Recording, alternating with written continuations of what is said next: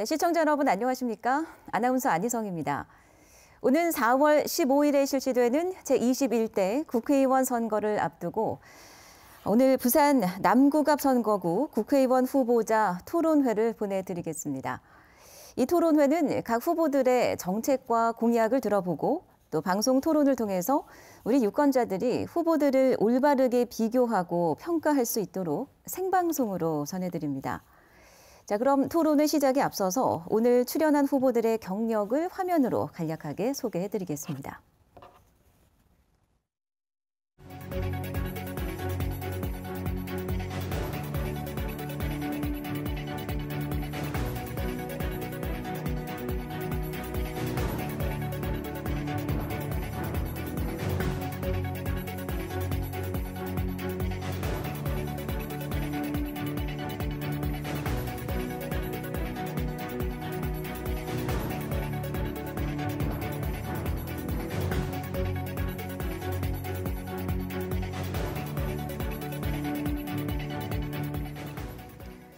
네, 이 프로그램은 남구선거방송 토론위원회가 주관하고 있습니다. 이 자리에는 남구선거방송 토론위원회 위원들과 관계자들도 참석해서 함께하고 계신데요. 이 진행 방식 결정과 공통질문 선정 등 이 토론회의 전반에 대한 책임과 관리 감독을 맡고 있습니다. 후보자들의 좌석 배치는 사전 추첨에 의해서 결정된 내용임을 미리 알려드립니다. 자, 순서를 설명해 드리면요. 후보자들은 먼저 기조 연설에 이어서 공통 질문에 대한 답변과 상호 토론을 이어가게 되고요. 마지막으로 마무리 발언의 기회를 드립니다. 발언 시간은 시작과 동시에 텔레비전 화면 하단에 남은 시간이 표시됩니다. 발언 도중에 남은 시간이 30초일 때부터 앞에 놓인 전등이 켜집니다. 그리고 10초가 남으면 이 전등이 깜빡거리고요. 시간이 초과되면 전등과 마이크가 아예 꺼집니다. 그러니까 시간을 미리 잘 조절하셔서 토론에 임해 주시고 상대 후보를 배려해 주시면 고맙겠습니다. 자, 그럼 후보들의 기조 연설로 토론회를 시작하겠습니다. 이 발언 순서는 사전 추첨에 의해서 정해졌다는 말씀을 다시 한번 드립니다. 자, 드리는 시간은 각각 1분인데요. 먼저 정의당 현정길 후보부터 기조 연설 시작해 주시겠습니다. 남구 시민 여러분, 안녕하십니까? 기호 6번 정의당 현정길입니다. 코로나 때문에 얼마나 힘드십니까? 이번 총선에 중앙에서 고위직 관료 2분이 내려왔습니다. 한 분은 행정 전문가라 하고 또 다른 한 분은 경제 전문가라 합니다. 부산을 살리겠다 하는데 재산은 부산 밖에 쟁여두고 집도 부산 밖에 있다고 합니다. 전문가 하는데 저도 전문가입니다. 저는 민생 전문가입니다. 학생 시절부터 독재와 싸우고 시민들과 노동자의 권익을 대변하면서 진짜 민생 전문가가 됐습니다. 그런데 여러분, 민생이 이렇게 어려운데 거대 두 당은 반칙과 꼼수로 정치를 코미디로 만들고 있습니다. 현정길은 네, 이렇게 해서 1분 기조 연설 정의당 현정길 후보께서 시작해 주셨습니다. 다음은 더불어민주당 강준석 후보 역시 1분이십니다. 존경하는 남구 주민 여러분, 안녕하십니까? 더불어민주당 남구갑 국회의원 후보 강준석입니다. 코로나19로 걱정이 많으시죠? 정부와 더불어민주당은 추경예산 11조 7천억 원을 편성하고 기업 구호 100조 원을 투입하는 등 코로나 극복을 위해 최선을 다하고 있습니다. 지금 우리나라는 코로나와의 전쟁뿐만 아니라 글로벌 경제 위기라는 두 개의 전쟁을 치르고 있습니다. 이 위기를 슬기롭게 극복하기 위해서라도 집권 여당인 더불어민주당에 힘을 실어 주십시오. 저 강준석 31년을 해양수산부와 OECD 사무국 등 국제기구에서 일한 해양수산 전문가이자 국제통입니다.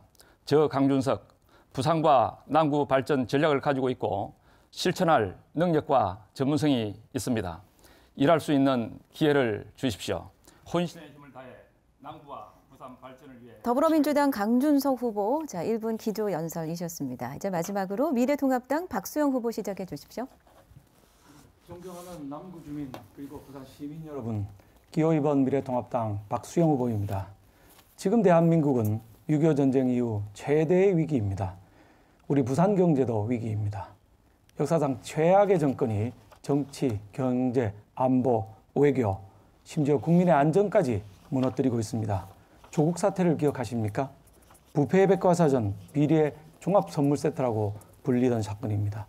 부정한 방법으로 대학과 대학원 입학을 제 집 드나들듯이 했습니다. 울산시장 부정선거를 잊지 않으셨지요? 이승만 정권 때 3.15 부정선거보다 더한 선거 부정이 이 땅의 자유민주주의를 유린하고 있습니다.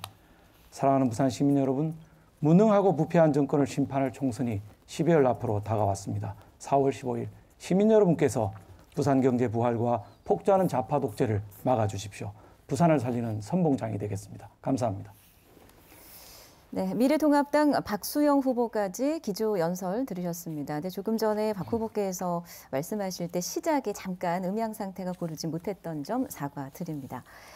자, 이번에는 후보들에게 공통 질문을 드릴 텐데요. 순서에 따라서 2분씩 답변을 해주시면 되겠습니다. 자, 첫 번째 공통 질문 드립니다.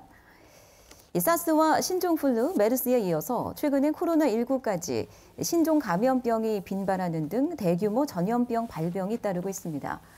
이 같은 감염병으로 인한 위기 상황이 발생했을 경우에 피해를 최소화하고 확산을 방지할 수 있는 어떤 대책이 있을지 각자 말씀해 주시기 바랍니다.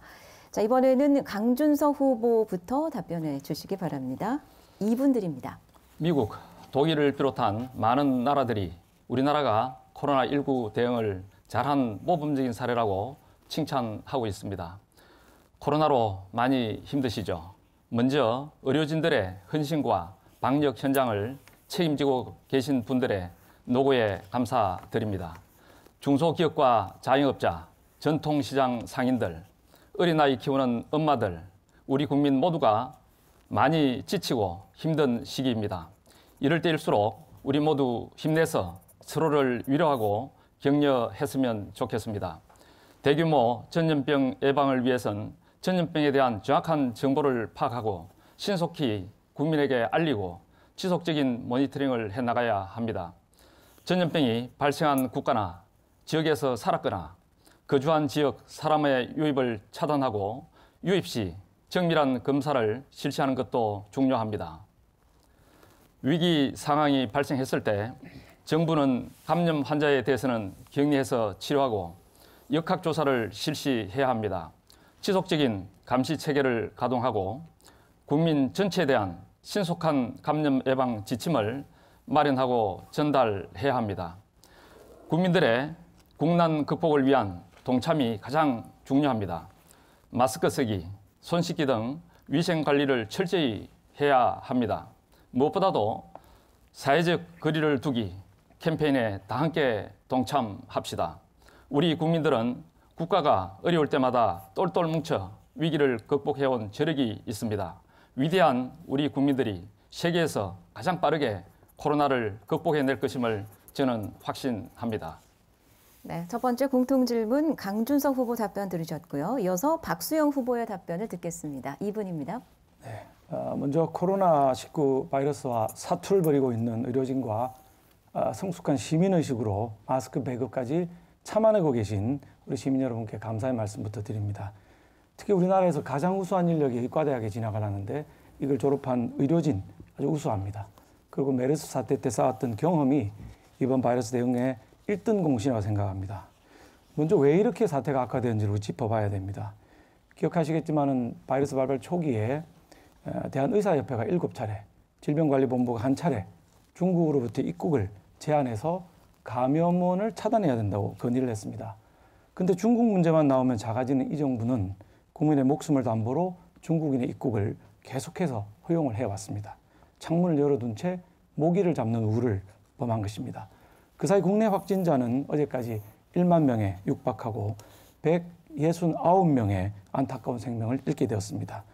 국민의 생명과 안전이 걸린 문제에 정무적 판단을 개입시켜서는 안 됩니다. 무엇보다도 오로지 전문가들의 판단을 믿고 정치와 행정은 이걸 도와주는 역할, 빨리 그걸 이행하는 역할을 해야 됩니다. 즉 정무적 판단과 정치적 판단이 충돌할 때는 항상 전문적 판단을 우선해야 되는 것입니다. 청와대의 그릇된 판단으로 아까운 목숨 169명을 잃었는데 청와대는 다른 나라보다 낫다, 청와대의 대처가 좋았다 등 자화자찬을 하고 있는 실정입니다.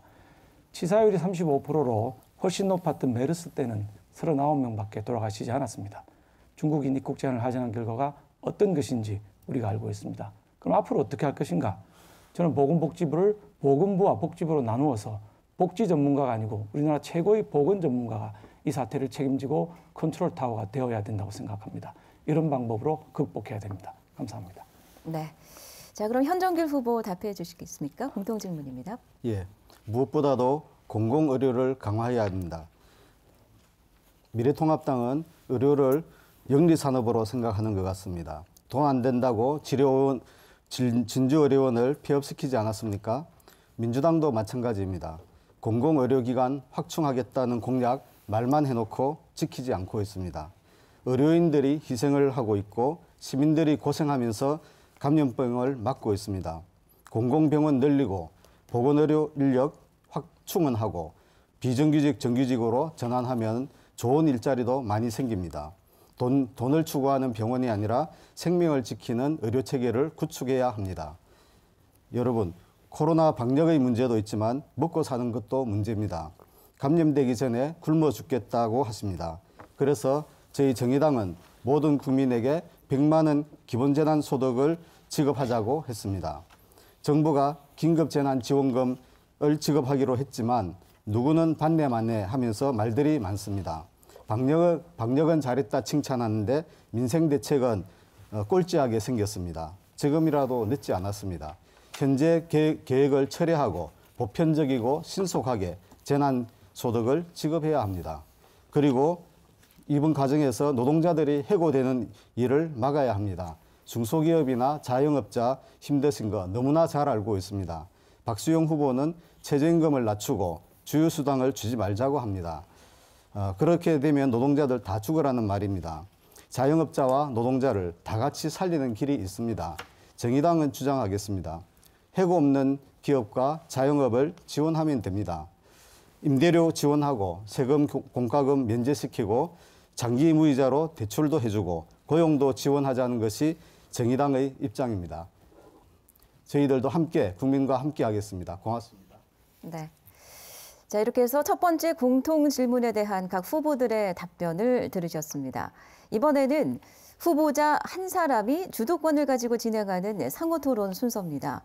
주도권은 한 후보자에게 3분의 시간을 드리는데요. 주도권을 가진 분은 다른 후보자에게 1분 이내로 질문을 하시고 최소한 30초 이상의 답변을 보장해 주셔야 합니다. 그리고 토론을 시작하면 먼저 어느 후보에게 질문하는지를 말씀을 하고 질문해 주시기 바랍니다. 자, 그럼 미리 정해진 순서에 따라서 미래통합당 박수영 후보가 먼저 토론을 이끌어 가시기 바랍니다. 3분 주도권 드립니다. 예, 감사합니다. 저는 강준석 후보님께 질문하도록 하겠습니다. 이 현정길 후보님도 정치개혁, 우리나라 정치가 엉망이다 해서 정치개혁 공약을 내신 걸로 알고 있습니다. 근데 예비후보 홍보물을 보니까 우리 강준석 후보님은 정치개혁에 대한 내용이 없습니다. 저는 이제 대한민국이 정권 교체를 넘어서 정치 교체까지 가야 된다. 그래야 대한민국에서 살 수 있다. 이렇게 지금 주장을 하고 있습니다만은 정치 교체, 정치 개혁 이 부분에 대해서 강준석 후보님은 우리나라 정치 뭐가 문제라고 생각하고 또 대책은 어떤 것인지요? 예, 좋은 질문 감사드립니다. 요즘 많은 분들을 유권자들을 만납니다. 제발 싸우지 말고 국민을 위해서 일을 좀 해달라 이렇게 말씀을 하고 있습니다. 국회 선진화법이 있음에도 불구하고 많이 다투고 있습니다. 국민들은 많이 실망하고 있습니다. 이러한 부분을 저는 과감하게 개혁을 해 나가겠습니다. 구체적으로 어떻게 개혁을 하면 안 싸울 수 있을까요? 지금 국회 선진화법이 있지만 이 부분을 더 보완을 해서 그런 싸우지 않는 그런 국회를 만들고자 합니다. 선진화법 보완을 어떻게 하신다는 말씀인지 제가 질문을 드렸는데 어떻게 보완을 하시는 건가요? 구체적으로. 지금 선진화법이 있음에도 불구하고 제대로 이행이 되지 않고 있습니다. 이행을 강제할 수 있도록 강한 규정을 만들도록 하겠습니다. 아, 국회의원들 처벌하시겠다 이런 말씀이신가요? 그런 방법에 대해서는 여러 가지 방법이 있을 수가 있겠습니다. 예, 잘 알겠습니다. 저는 뭐 사실 이런 정치 싸움의 핵심은 제왕적 대통령제라고 생각합니다. 대통령 권한이 너무 세기 때문에 1630개의 일자리를 임명하고 있는데 이런 자리를 줄이는 것이 정권 다툼, 싸움, 이게 이념 싸움이 아니고 자리 싸움인데 이걸 줄여야 된다는 구체적인 제안을 해놓고 있습니다. 네, 다른 후보에게도 혹시 질문 예, 해주실까요? 현정길 후보님 연동형 비례대표제를 정의당이 주장을 해서 관철시키지 않았습니까? 뭐 100% 관철시키지는 못하였죠. 준연동형 예. 준자가 하나 더 붙었죠. 아마 지금 그 미래통합당에서 막 결사적으로 반대를 하다 보니까 뭐 완전한 연동형 비례대표제가 되지 못하고 준연동형 비례대표제가 됐죠. 예. 근데 이거 하고 나니까 지금 국민들이 매우 혼란스러워하지 않습니까? 투표용지도 길어지고 정당이 37개나 등장을 해서 참 국민들이 뭐 이런 투표가 다 있냐라는 말들을 하고 있는데 그러게 우리 말입니다. 독일밖에 안 하고 있는 연동형 꼭 우리가 도입해서 이렇게 복잡한 시스템을 연동형 만들어야 비례대표제가 되나요? 독일밖에 하고 있지 않고요. 대부분 많은 나라에서 특히 선진국일수록 뭐 미국이나 일본을 제외하고는 유럽에서는 상당히 많은 나라가 연동형 비례대표제를 도입하고 있고 이번에 우리 연동형 비례대표제가 지금 이렇게 혼동을 주게 된 것은 제가 볼 때는 이 두 개의 어떤 거대 네, 지금 이제 마이크가 시간이 다 돼서 지금 이제 꺼졌는데요. 이렇게 해서 미래통합당 박수용 후보가 주도권을 가진 이 3분 토론이 끝이 났습니다. 자, 다음은 이 정의당 현정길 후보가 역시 3분간의 주도권을 갖고 토론을 시작해 주시면 되겠습니다. 먼저 어느 후보에게 질문할지부터 말씀해 주십시오. 예, 강준석 후보께 묻겠습니다. 미래통합당이야 꼼수를 쓴다고 칩시다. 그러나 더불어민주당이 더불어시민당에 의원 꿔주고 공천 개입하고 정책 베껴서고 돈도 꿔주고 하는 것을 어떻게 생각하십니까? 연동형 비례대표제 정신에 맞는 것입니까? 부끄럽지 않은 소신이 있으면 얘기해 주십시오. 참으로 대단히 안타깝게 생각합니다. 하지만 사사건건 국정 운영에 발목을 잡는 미래통합당에게 원내 제1당을 안겨줄 수 없다는 고육지책이라고 생각합니다. 정치 도의상의 문제도 있지만 변칙, 반칙을 허용하게 한 바뀐 선거법의 한계도 지적하지 않을 수 없습니다. 제가 국회의원이 되면 소수의 의견도 잘 반영할 수 있는 형태로 비례대표제를 개선하는 데 힘을 보태겠습니다. 바꾼 건 국민을 대변하는 국회를 만들자고 한 겁니다. 그리고 민심을 그대로 반영하는 국회를 만들기 위한 것이죠. 그런데 거대 정당들이 아무리 상대당이 뭘 잘못한다 하더라도 그럼 우리도 같이 꼼수를 쓰면서 한다는 것은 정치적인 어떤 그 정치인으로서 또는 정당으로서 정당한 일이라고 보기는 대단히 어려운 것 같습니다. 그리고 바로 그 박수영 후보에게도 그 질문을 하나 드리겠습니다. 박 후보님이 경기도 부지사 시절에 부인인 수원대 교수의 경기도 보조사업비 공급 유용 사건이 있었죠. 공직자는 늘 가족이 문제가 되어 왔는데 매우 중요한 문제라고 생각을 하는데 저희 집사람이 공급 유용했다는 게 팩트입니까? 예. 저는 뭐 처음 들어본 얘기입니다. 처음 들었습니까? 예. 저희 집사람이 공급 예. 유용을 했으면 고소 고발을 당하든지 처벌을 당했을 텐데 그런 사실이 없습니다. 그 공무원, 그 담당 공무원이 그 대학협력 팀장이었죠. 그 당시에. 그래서 그 유용금을 추징하려고 하자 이 사건을 은폐하려고 해당 공무원을 그 당시 부지사인 박수영 후보와 경기도 감사관이 협력해서 공문을 해임한 사실이 있습니다. 그리고 그 이후에 그 공무원이 제기한 의혹은 대부분 사실로 드러났고 자, 질문 정리해 주시죠. 예, 정리해 주시죠. 경기도는 수원대학교에서 4만 4천 원의 반환 조치 명령을 내렸습니다. 그리고 그 공무원은 변호사 없이 정리하시고 소속을 해서 답변 승소를 해서 복직을 한 바가 있습니다. 답변 기회를 좀 주시죠. 네, 예. 하시죠. 저희 집사람이 수원대 교수인 건 팩트입니다. 근데 저희 집사람이 공급 유용을 했다. 이건 사실이 아닙니다. 허위 사실입니다. 이렇게 허위 사실을 적시하시면 생방송에서 아주 곤란한 문제가 있을 수 있습니다.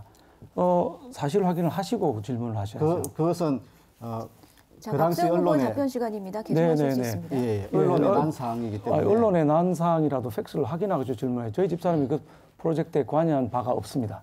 그 프로젝트는 같이 했습니다. 자, 오디오가 내려갔네요. 3분이 생각보다 상당히 빠르죠. 네, 정의당 현정길 후보의 3분 주도권 토론 끝이 났고요. 이번에는 더불어민주당 강준석 후보의 주도권 토론 3분 시작하겠습니다. 우선 현정길 후보님께 묻겠습니다. 문현 고가차도는 부산항의 항만 물류 기능의 원활을 위해 1980년에 건립이 되었습니다. 부산항 물동량이 신항으로 이동하면서 문현 고가차도를 이용하는 컨테이너 물동량이 매년 줄어들고 있습니다. 또한 안전등급 C등급을 받으면서 연간 9,200만 원 유지 보수 비용이 투입되고 있는 실정입니다. 따라서 문현 고가도로는 철거돼야 한다고 생각합니다. 철거되면 교통 소통 개선 효과, 주변 상권 활성화, 자산 가치 보호, 도시 미관 개선 등 큰 효과를 기대할 수 있다고 봅니다. 따라서 저는 문현 고가차도 철거를 위한 검토 작업을 이미 마쳤고 향후 실행에 옮길 계획도 자, 질문 정리해 주시죠. 이와 같이 마련했습니다. 이러한 제 문현 고가차도 철거 계획에 대한 현정길 후보님의 생각을 어떤지 묻고 싶습니다. 예. 그 문현 고가도로가 있는 그 문현 로타리 주변에서 제가 이미 근 한 20년 가까이 살고 있는 당사자입니다.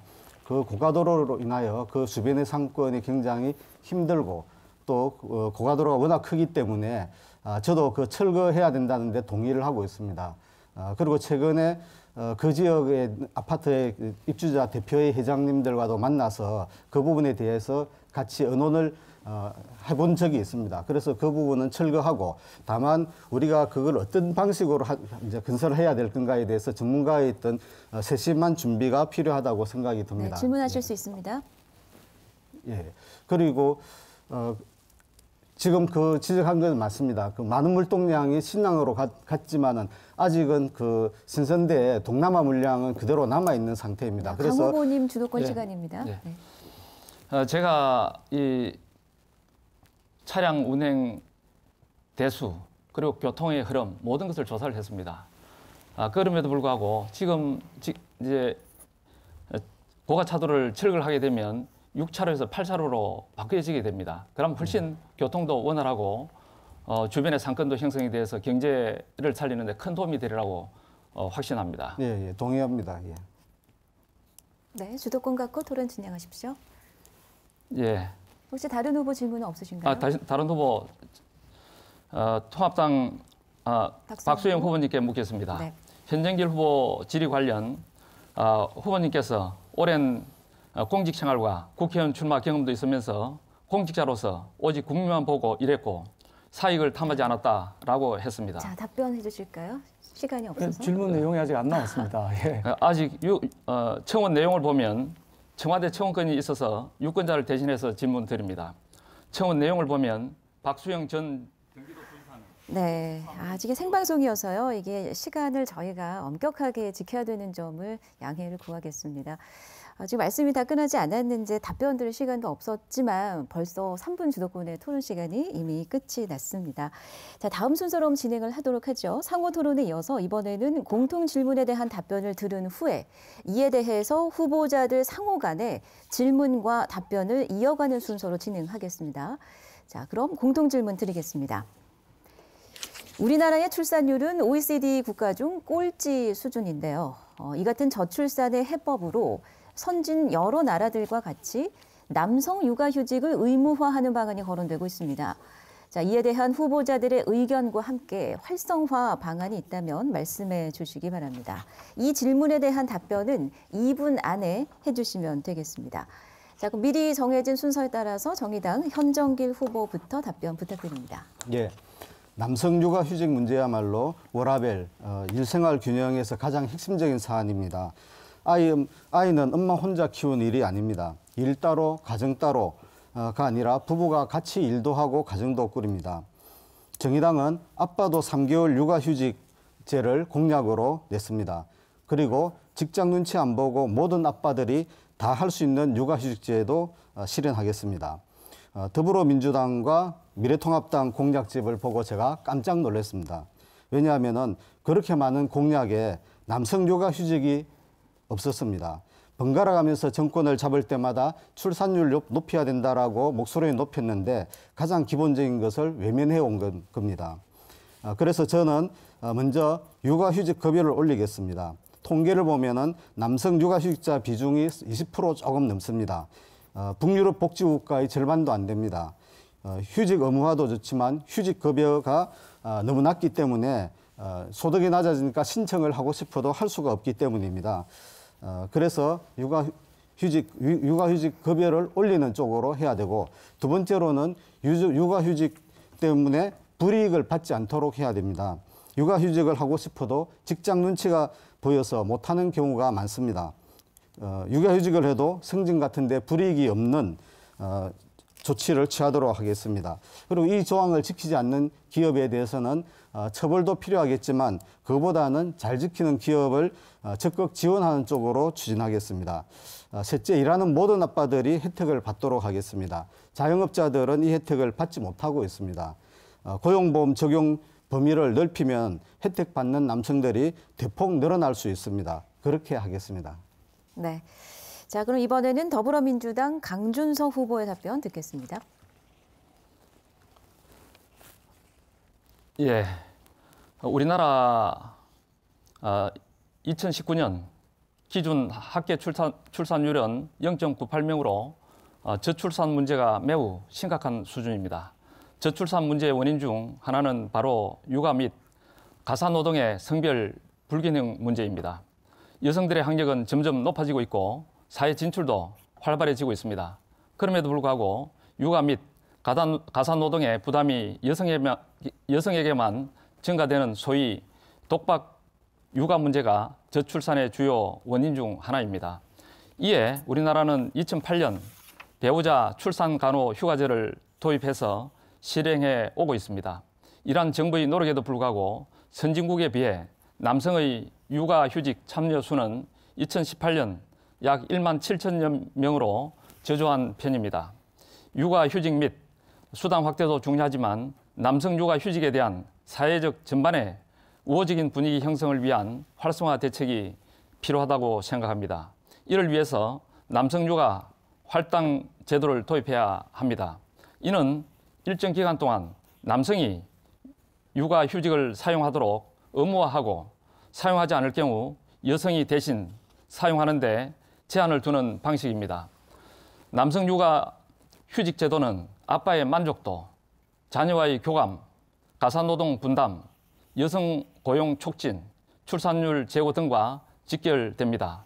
동시에 출산 후 엄마들의 직장 복귀가 보장되어야 하고 부모의 일과 생활의 조화를 유지하기 위해서는 육아와 보육에 대한 국가의 책임성이 강화되어야 합니다. 육아 및 가사의 영역에서 부모의 동등한 의무와 권리의 실천이 강조되어야 합니다. 네. 자, 그럼 이번에는 미래통합당 박수영 후보의 답변 듣겠습니다. 예, 감사합니다. 남성이 육아에 함께 동참해야 된다는 남성 육아휴직 제도, 저도 적극적으로 찬성을 하고 있습니다. 우리 아이들 학계 출산율이 사실 0.98이라고 아까 강 후보 말씀하셨는데 작년에 0.92로 더 떨어졌습니다. OECD 꼴찌 수준입니다. 가족의 가치가 중요하고 출산을 통해서 우리나라 인구 유지를 하는 것도 매우 중요한 가치입니다. 따라서 저도 남성 육아휴직에 대한 제도에 대해서는 깊이 찬성을 하고 있습니다. 다만 이걸 의무화해야 된다고 지금 두 분 말씀하셨는데 저는 의무화하는 거에는 반대입니다. 왜냐하면 이 모든 일을 정부 만능주의, 입법 만능주의로 가져가서는 어려울 것이라 생각합니다. 예를 들면은 경제적인 여유가 없는 분들, 이런 분들은 휴직하고 싶지 않은데 의무화를 하면 휴직을 해야 됩니다. 또 경제적인 여유가 있어서 보모를 데릴 수 있는 분, 휴직하고 싶지 않은데 휴직을 해야 됩니다. 기업의 CEO나 프로그램 개발을 하고 있는 전문가가 있습니다. 지금 당장 이거 한 1년 열심히 하면은 전 세계적으로 대박을 칠 수도 있는데 의무적으로 휴직을 하라 그러면 또 의무적으로 휴직을 해야 되는 것입니다. 그래서 이런 부분은 넛지를 써야 된다고 생각합니다. 스웨덴 같은 데가 하는 방식이 그런 것이죠. 아빠도 써야 육아휴직 기간을 늘려준다. 그렇지만 아빠가 안 쓰면은 370일, 아빠가 쓰면 480일 이렇게 늘려주는 방식이죠. 이게 간접적인 방식입니다. 의무화가 아니고 자기가 하고 싶으면 하고 하기 싫으면 안 하면 되는 거거든요. 이런 선택의 자유를 주는 것이 우리 자유민주주의 국가의 기본이 아닌가 이런 생각을 합니다. 네. 자, 남성 육아휴직에 대한 각 후보들의 비슷하면서도 좀 다른 그런 생각들을 들어봤는데요. 자, 이제 이와 관련해서 후보 상호 간의 보충 질문과 답변을 이어갑니다. 순서에 따라 정해진 한 후보에 대해서 다른 후보들이 차례로 보충 질문을 하시고 답변을 듣는 방식으로 진행하겠습니다. 자, 그럼 먼저 정의당 현정길 후보의 답변을 듣는 순서입니다. 강준석 후보부터 현정길 후보에게 질문을 해 주십시오. 질문은 30초, 답변은 1분입니다. 시작합니다. 우리나라 아빠들의 남성 의무 육아휴직 제도가 이 참여가 이 주요 선진국에 비해서 저조한데 이 저조한 이유가 무엇이라고 보십니까? 예. 그거는 제가 앞에 그 서두에서 이미 말씀을 드렸습니다. 일단 육아휴직 급여가 너무 작다는 겁니다. 지금 현재는 첫 3개월 동안에는 통상임금 최대 80% 그리고 월 150만 원이 한도입니다. 그렇게 해서는 쉽게 이렇게 육아휴직을 신청하기가 어렵습니다. 그래서 저는 최대 100%, 월 250만 원까지 올려야 한다라고 생각을 합니다. 그렇게 한다면은 지금 육아휴직 신청률이 20%에서 70%까지 올릴 수 있다라고 합니다. 그다음 또 한 가지는 우리나라 직장 문화입니다. 육아휴직을 하려고 해도 동료의 눈치를 볼 수밖에 없다는 거죠. 우리가 일을 해야 되는데 육아휴직을 하면 내 일을 그대로 가져가야 된다. 이런 것 때문에 눈치 보이고 상사의 눈치가 보이기 때문에 할 수가 없습니다. 그래서 그런 것들이 또 승진에 불이익을 받을까 봐 우리가 할 수 없는 그런 문화가 있기 때문에 그 부분을 보완을 해야 한다고 생각합니다. 네. 저 강 후보님 그 질문 시간을 딱 절반 쓰셨는데 혹시 질문 더 있으면 네, 그러면 넘어가겠습니다.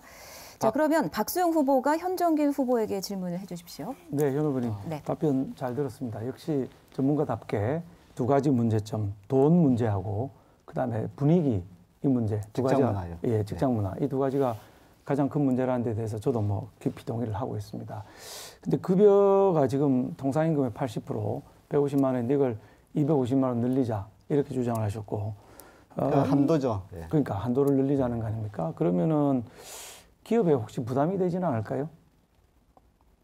육아휴직금은 그 고용기금으로 나가는 겁니다. 그 기업에서 부담이 되는 것은 휴직으로 인해서 인력이 빠져 이제 이런데 그거는 기업에서 대체 인력을 이제 사용하면 된다고 보고요. 그거는 허용이 되는 것으로 알고 있습니다. 그래서 그거는 별도의 기업의 부담이 아니고 고용기금에서 이렇게 나가는 것이기 때문에 고용보험기금에서 나간 건 맞는데요. 예. 고용보험기금은 잠깐만요. 질문은 이미 하셔서 답변을 지금 그런가요? 예. 1분 하셔야 됩니다. 예.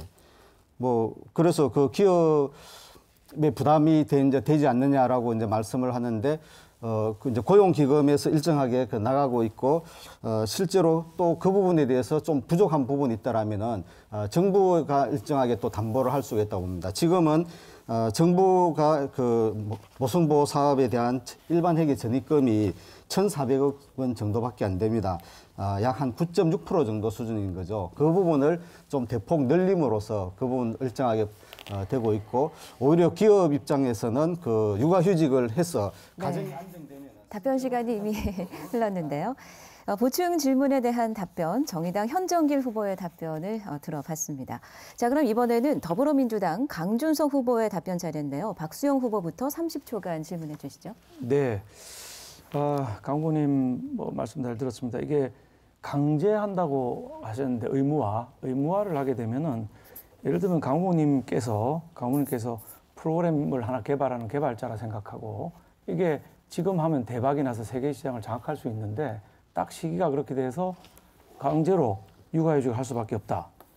의무적으로 해야 되니까 그런 경우가 닥치면 본인은 어떠시겠습니까? 그런 어떤 좋은 말씀입니다만은 그런 사안 같은 경우는 예외를 좀 두어야 되겠죠. 근데 지금 남성 업무 육아휴직 제도가 만들어지게 된 동기는 이 남성 업무 육아휴직 제도가 제대로 지키지 않기 때문에 그걸 갖다가 좀 강제를 해야 되겠다라고 하는 그런 부분입니다. 그래서 우리 박 후보님이 말씀하신 의무화 부분, 그런 특별한 어떤 부분은 예외 조항을 두어서 또 법제화를 할 수도 있겠습니다. 네, 답변 시간 남았는데 다 하신 겁니까? 네, 그럼 넘어가겠습니다. 자, 그러면 현정길 후보 질문해 주십시오. 예, 강준석 후보께 묻겠습니다. 공무원 육아휴직도 중요하지 않겠습니까? 그 육아휴직의 사용률이 매우 낮은 것으로 알고 있습니다. 후보께서는 해수부 차관을 하셨는데 제가 그 인사혁신처 국정감사 자료를 보니까 정부 부처 중에서 남성 육아휴직 비율이 제일 낮은 부처, 매년 하위권을 맴돌던 부처가 바로 해양수산부였습니다. 차관으로서 남성 공무원 육아휴직 사용 확대를 위해 하셨던 질문 시간 끝났고요. 답변 부탁드립니다. 예, 참 저도 유감스럽게 생각합니다. 제가 차관 시절에 남성 공무원 육아휴직을 장려하기 위해서 많은 노력을 했음에도 불구하고 그 율이 저조했는데요. 가장 중요한 것은 사회적 인식이 중요한 것 같습니다. 아직도 남성이 육아휴직을 한다고 그러면 왠지 눈치가 보이고 그리고 또 동료한테도 미안한 감이 있는 것 같습니다. 그래서 이러한 어떤 사회적 인식이 먼저 개선이 돼야 되지 않느냐, 저는 그렇게 생각합니다. 네, 답변 시간 좀 남았습니다. 말씀하실 수 있고요. 넘어갈까요? 네. 네, 알겠습니다. 자, 이제 그러면 미래통합당 박수영 후보가 답변하실 차례입니다. 현정길 후보부터 질문해 주실까요? 예, 박수영 후보께 질문을 드리겠습니다. 지금 자영업자가 굉장히 힘듭니다. 그리고 자영업자의 실질적인 근로 시간은 일반 직장의 기업인 근로자들보다 훨씬 많습니다. 그 자영업자들도 육아휴직을 사용할 수 있도록 해야 되지 않겠냐라고 제가 공약에 말씀을 드렸습니다. 그래서 박 후보께서는 자영업자들이 육아휴직을 사용할 수 있도록 국가가 지원하는 것에 좀 동의하십니까? 만약 동의하신다면 어떤 방안으로 하시는 게 좋겠는지. 네. 자영업자들은 아까도 얘기가 나왔습니다만 고용보험기금을 내지 않습니다. 고용보험기금은 기업에 아까 부담된다고 제가 말씀드린 게 기업이 절반을 내고 근로자가 절반을 내서 50대 50으로 만듭니다. 근데 이게 작년에 4천억 정도 적자가 나서 일반회계에서 집어넣어야 되는 상황이 됐습니다. 앞으로도 이걸 확대하게 되면 기업이 더 내거나 근로자가 더 내거나 정부가 재정을 더 넣어야 되는 어려운 상황이 됩니다. 자영업자는 고용보험기금을 안 내기 때문에 자영업자가 육아휴직을 한다 하면 전적으로 일반회계, 즉 정부 예산에서 지원을 해야 됩니다. 그러면 어떻게 할 것이냐? 저는 사실은 동의합니다. 저는 아이들, 그다음에 어르신들, 그다음에 장애인, 스스로 목숨을 유지하기 어려운 분들에 대해서는 정부가 적극 복지를 해야 된다고 생각합니다. 다만 그렇지 않은 청년, 멀쩡한 아이들까지도 돈을 주는 복지는 반대합니다. 선별적 복지를 해야 됩니다. 네, 이렇게 답변하셨고요.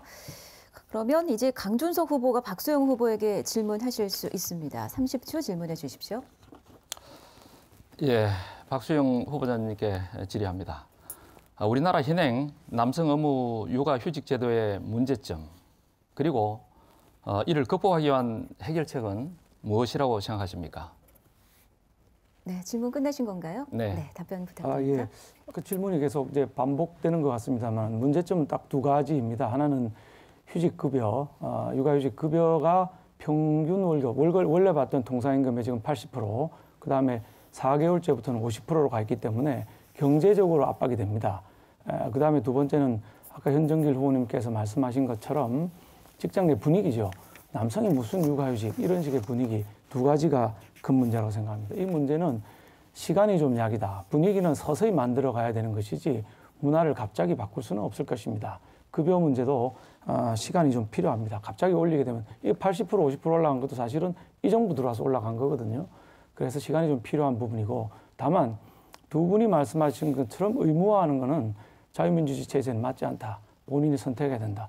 선택하지 않을 옵트아웃 할 수 있는 다양한 5만 가지 사유가 있다. 아까 제가 몇 가지 말씀드렸습니다만은 따라서 본인에게 선택을 주되 조금 더 할 수 있는 넛지를 사용해야 된다고 생각합니다. 네.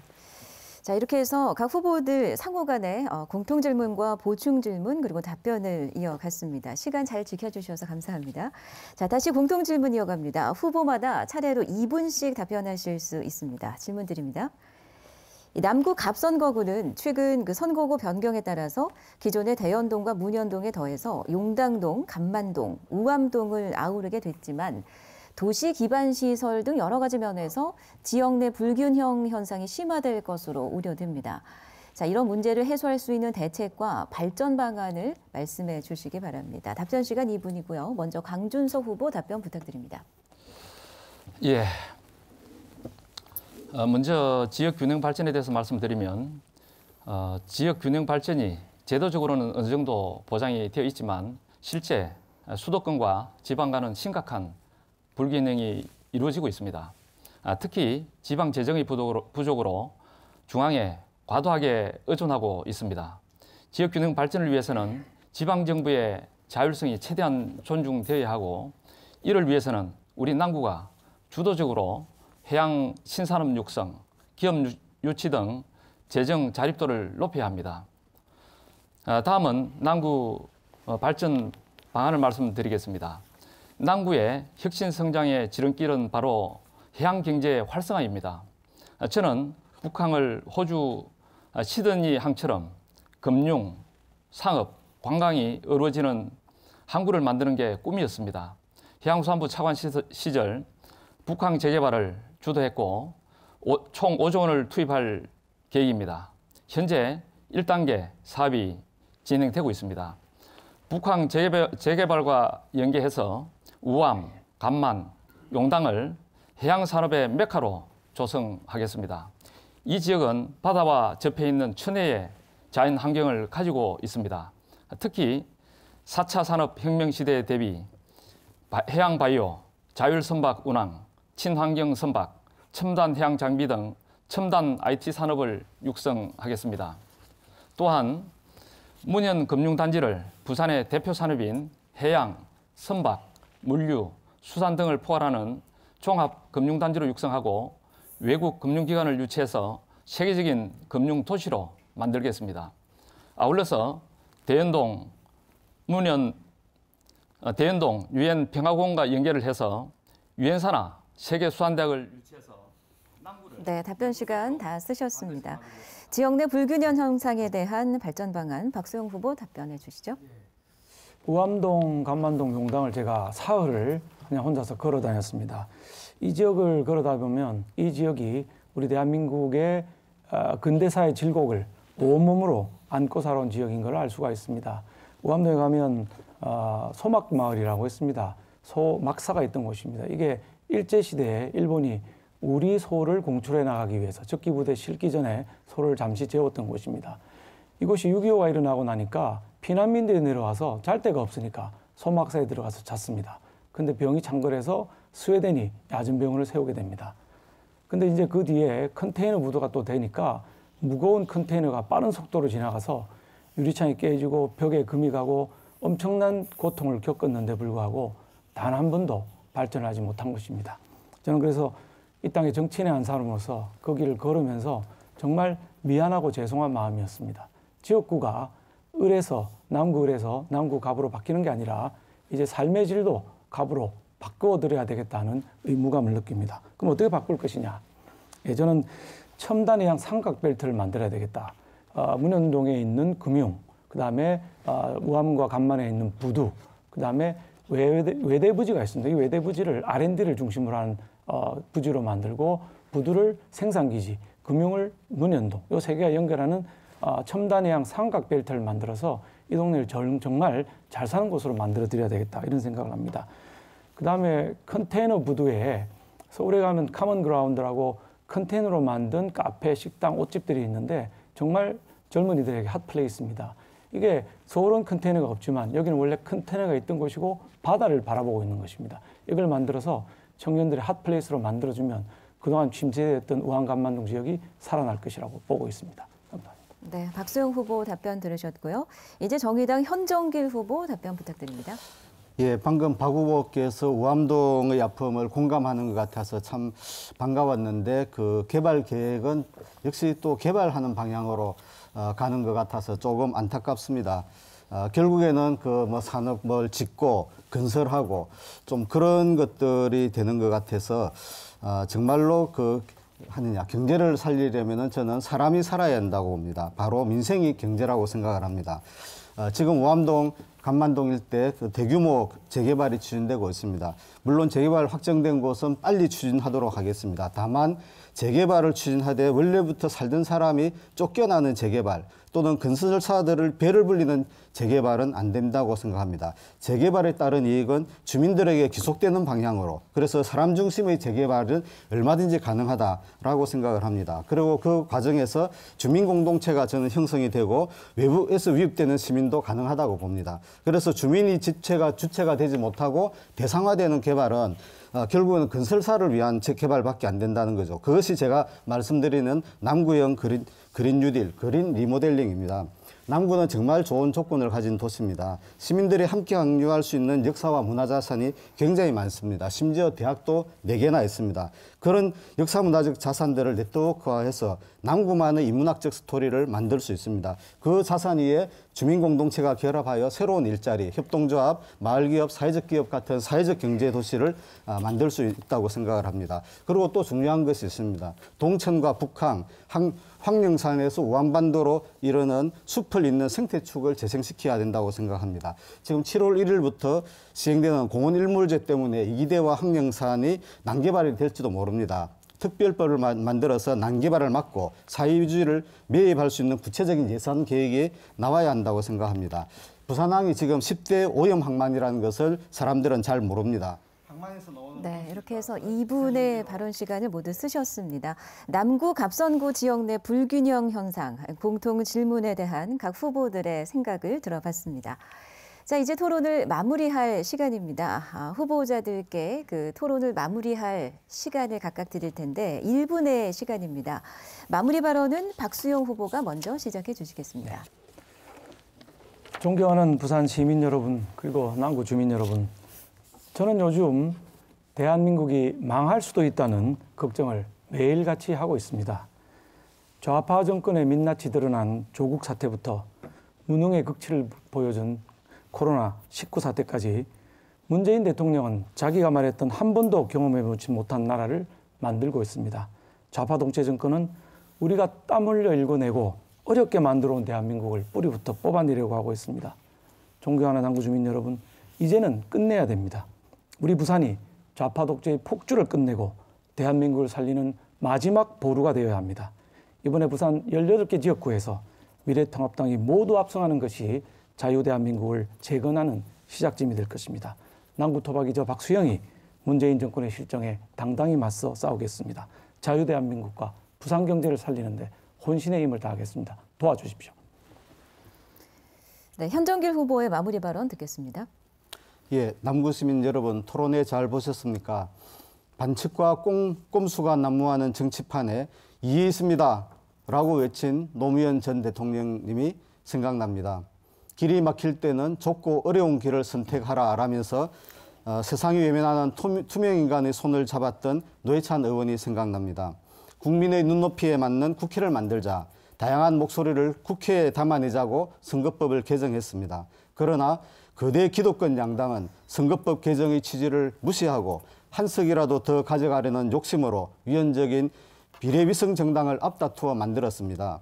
반칙과 꼼수가 정치판에 요동치고 있습니다. 정의당은 어려운 조건이지만 그런 꼼수에 동참하지 않았습니다. 정의당과 저 현정길은 원칙을 지키고 코로나로 어려운 민생을 지키는 데 앞장서겠습니다. 정의당과 현정길을 밀어주십시오. 고맙습니다. 네, 마지막으로 강준석 후보 마무리 발언 해주십시오. 존경하는 남구 주민 여러분, 부산과 남구 발전을 위해선 집권 여당의 능력과 힘이 필요합니다.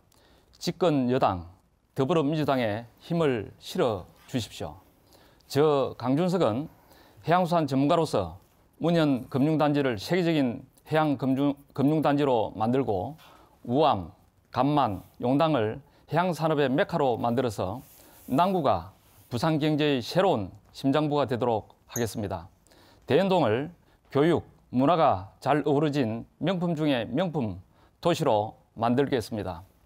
저 강준석, 문재인 정부 초대 해양수산부 차관을 맡아 해양진흥공사 설립, 해양클러스터 추진, 북항 재개발 등 부산을 위해서 많은 일을 했습니다. 저 강준석, 능력 있고 경험도 풍부합니다. 약속은 반드시 지킵니다. 남구와 부산, 대한민국을 네. 자, 1분 발언 시간 모두 쓰셨네요. 이렇게 해서 새 후보의 마무리 발언까지 남구 선거방송 토론위원회가 주관한 남구 갑선거구 후보자 토론회를 함께 하셨습니다. 이 프로그램이 끝난 후에는 남구 갑선거구에 입후보한 다른 후보자들의 방송 연설회가 잠시 후 5시 30분부터 이어지는데요. 토론회와 연설회는 그 후보자 선정이 공직선거법 82조 2에 따라서 결정됐습니다. 그리고 이 방송 내용은 중앙선거방송토론위원회 홈페이지와 유튜브 또 네이버 TV를 통해서 다시 보기 서비스로 확인하실 수 있겠습니다. 자, 이상으로 남구 갑선거구 국회의원 후보자 방송 토론회를 모두 마치겠습니다. 함께해 주신 여러분 대단히 고맙습니다.